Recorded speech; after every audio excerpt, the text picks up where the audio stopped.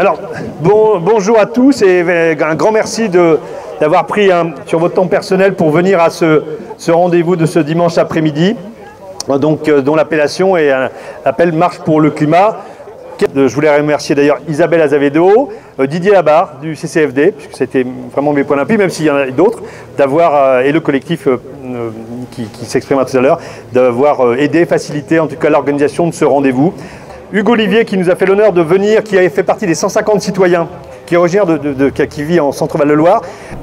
Toute la population est-elle prête à changer radicalement ses pratiques? Est-ce que vous êtes prêts, vous, chacun d'entre vous, à changer radicalement votre manière de consommer? Oui. Votre manière de vivre? Oui. Votre manière d'acheter? Oui. C'est déjà fait. Votre manière de voyager? Oui. C'est déjà fait. Alors j'ai plus grand chose à dire. Merci. Que la vie sur Terre est en train de péricliter. Le facteur que l'humain soit pas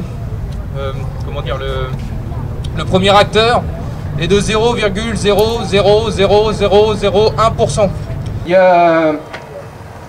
C'est toute notre idéologie qu'il faut changer. Le Haut Conseil pour le climat a lui aussi rendu un avis jugeant insuffisantes les mesures annoncées. Depuis 60 ans, aux côtés de celles et ceux qui luttent quotidiennement contre les causes de la faim, de la pauvreté et toutes les formes d'injustice, pour que chacun voit ses droits fondamentaux respectés. Sur les 149 mesures initialement proposées, seules 26 sont conformes aux propositions de la Convention. Alors que le projet de loi portant lutte contre le dérèglement climatique et renforcement de la résilience face à ses effets va être présenté en séance publique à l'Assemblée nationale, Youth for Climate dénonce la destruction méthodique des mesures les plus structurantes issues du processus démocratique de la Convention citoyenne pour le climat par le gouvernement et les lobbies. Nous valorisons aussi l'autonomie individuelle ou collective des exploitations, avec comme conséquence la diminution d'importations aussi nocives pour nous que pour les populations qui les produisent. Évidemment, c'est la destruction de la vie humaine lors des guerres, mais c'est aussi la destruction de la faune, de la flore. Tout ce que j'ai entendu à travers les témoignages qui viennent jusqu'à maintenant, c'est réellement une affiliation de notre gouvernement, non pas à l'esprit de ses électeurs et à la demande de ses citoyens, mais une affiliation au lobby. Nous sommes tous ici pour la même raison, l'urgence à sauver ce qui peut l'être par rapport aux défis climatiques et faire plier le gouvernement pour une vraie loi ambitieuse. Si nous voulons véritablement donner un coup d'accélérateur à notre action et contenir le réchauffement climatique, il faut que chacun prenne part à la lutte. Les gouvernements, les territoires, les décideurs, les entreprises et la société civile.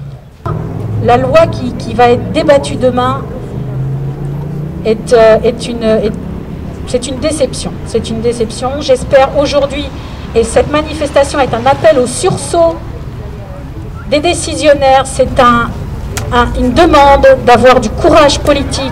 Ce n'est pas facile d'avoir du courage politique. L'artificialisation des sols dont on parlait,